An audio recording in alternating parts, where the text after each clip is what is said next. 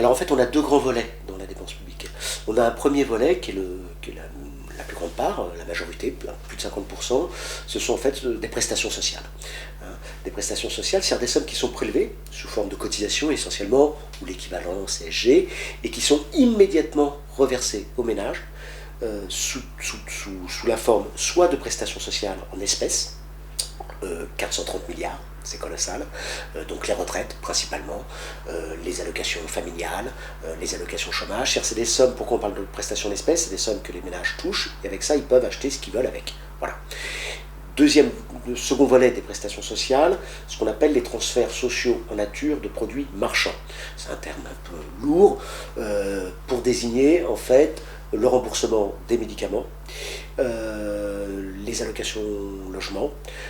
Voilà, donc c'est des sommes, là à nouveau, qui sont engagées par les ménages auprès du privé, mais c'est remboursé par les administrations publiques, par la sécurité sociale. Bon, ça représente 130 milliards d'euros. Donc premier volet, les prestations sociales. On est déjà à plus de 500 milliards. Donc c'est la moitié de la dépense publique, un peu plus de la moitié.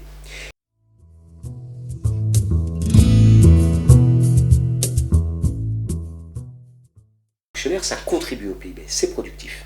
C'est une convention de l'ONU, c'est les conventions de l'ONU qui édictent les règles de comptabilité nationale.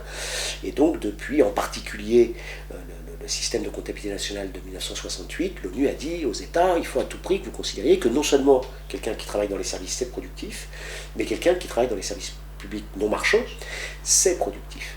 Et donc, en France, la contribution au PIB des fonctionnaires, c'est 360 milliards en 2014. Ça représente un tiers de la contribution au PIB des salariés des entreprises privées, c'est ce qu'on appelle les sociétés non financières, les SNF. C'est colossal. Et alors, qu'est-ce qui change entre cette production des fonctionnaires et la production des entreprises? C'est qu'en fait, la production des fonctionnaires, elle est délivrée gratuitement. Enfin, plus exactement, l'accès est gratuit. Les étudiants... Un enfant, quand il va à l'école, il ne paye pas l'entrée pour entrer dans sa classe. Vous ne payez pas quand vous marchez sur le trottoir pour avoir la lumière du réverbère. Très bien, mais tout ça n'est pas gratuit. Tout ça doit être payé, bien entendu. C'est payé comment? Par l'impôt stricto sensu. En fait, l'impôt, j'aime souvent cette image, ça joue un peu le même rôle que le prix de la baguette de pain. Voilà, quand vous rentrez dans une boulangerie, vous ne vous dites pas au boulanger, heureusement que je suis là pour financer ta boulangerie, vous payez votre baguette de pain, votre petit croissant. Eh bien... pour le travail productif du fonctionnaire, il faut le valider comment? Par le paiement de l'impôt. Et donc c'est le second volet de la dépense publique.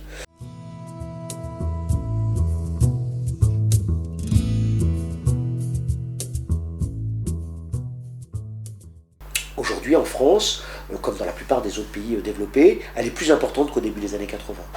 En moyenne, dans les pays de l'OCDE, la part des prestations sociales publiques, on était à 16 points de PIB en 1980, et on est passé à 21 points avant la crise de 2008, et on est passé à 23-24 points avec la crise. Parce qu'il y a plus de dépenses, puis en plus ça, le dénominateur, toujours l'effet dénominateur qui est toujours très, très important. La part de l'emploi public n'a pas baissé en France, il y a 30% des personnes qui travaillent dans le public. C'est-à-dire que ça fait 7,2 millions de personnes, 5,4 millions de fonctionnaires, 1 800 000 personnes dans les entreprises publiques,